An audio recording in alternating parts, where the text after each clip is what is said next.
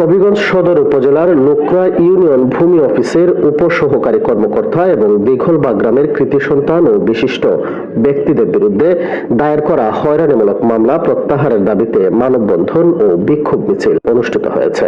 মঙ্গলবার দুপুরে হবিগঞ্জ জেলা প্রশাসক কার্যালয়ের সামনে দিঘলবা গ্রামবাসীর উদ্যোগে এ মানববন্ধন ও বিক্ষোভ অনুষ্ঠিত হয়।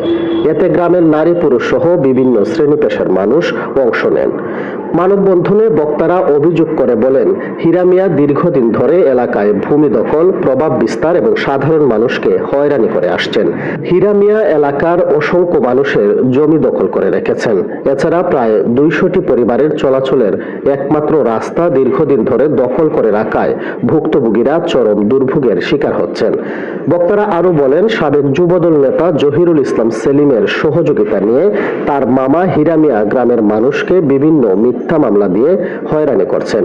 গত 27 মে লোকরা ইউনিয়ন ভূমি অফিসের উপসহকারী কর্মকর্তা এবং দিঘলবা গ্রামের কৃতি সন্তান ও বিশিষ্ট ব্যক্তিদের বিরুদ্ধে মিথ্যা মামলা দায়ের করেন। অবিলম্বে হয়রানিমূলক মামলা প্রত্যাহার এবং অভিযুক্ত হীরা মিয়া ও তার সহযোগীদের বিরুদ্ধে আইনগত ব্যবস্থা গ্রহণের জন্য প্রশাসনের প্রতি আহ্বান জানান তারা। অন্যথায় বৃহত্তর আন্দোলন ও কঠোর কর্মসূচি ঘোষণার হুঁশিয়ারি দেন তারা। এ সময় গোপায়া ইউনিয়ন পরিষদের চেয়ারম্যান আব্দুল মন্নান সহ এলাকার গণ্যমান্য ব্যক্তিবর্গ, জনপ্রতিনিধি এবং স্থানীয় বাসিন্দারা উপস্থিত ছিলেন। পরে জেলা প্রশাসক বরাবরে লিখিত অভিযোগ দেন।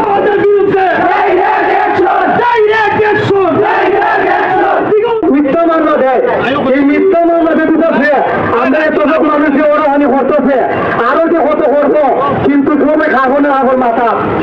এখন তবে আমাদের গ্রামের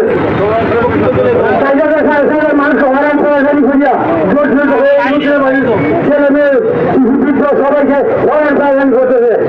আমি জেলা প্রশাসকের হাতে দৃষ্টি আকর্ষণ করছি যে মিথ্যা মামলা প্রত্যাহারের জন্য দুদিন যাবৎ আমাদের এলাকার একজন প্রশিক্ষিত ভূমিদস্যু যারা হীরা মিয়া, উনি আমাদের প্রায় 93% জায়গা নিজ উদ্যোগে দখল করে রেখেছেন। যেখানে আমাদের ওয়ান পোস্টের জায়গা আছে, উনি নিজে একা জুলুম করে জবরদস্তি করে দখল করে রেখেছেন।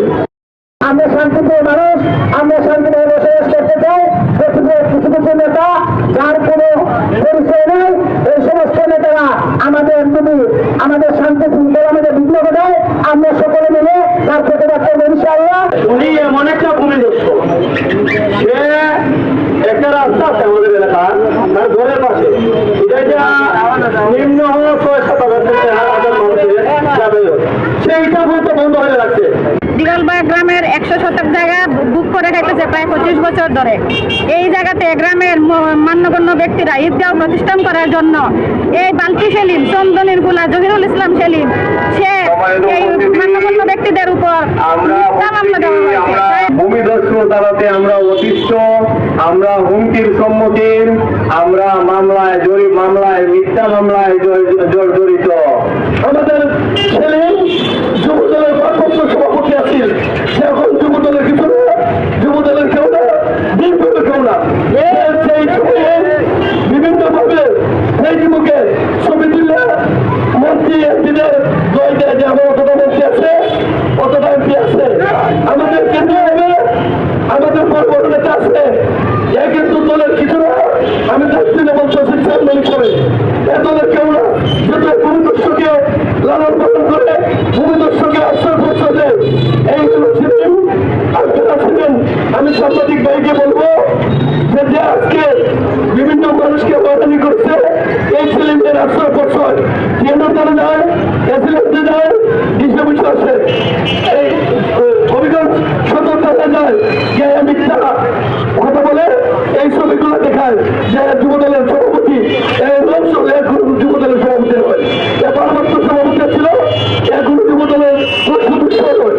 আমি দলের যে নাম থেকে দলের নাম বেছে এইগুলোর নিকট প্রতিবাদ জানাই, নিন্দা জানাই যে তারা বলে যে আমি দলের উপর, এ দলের কিছু নয়।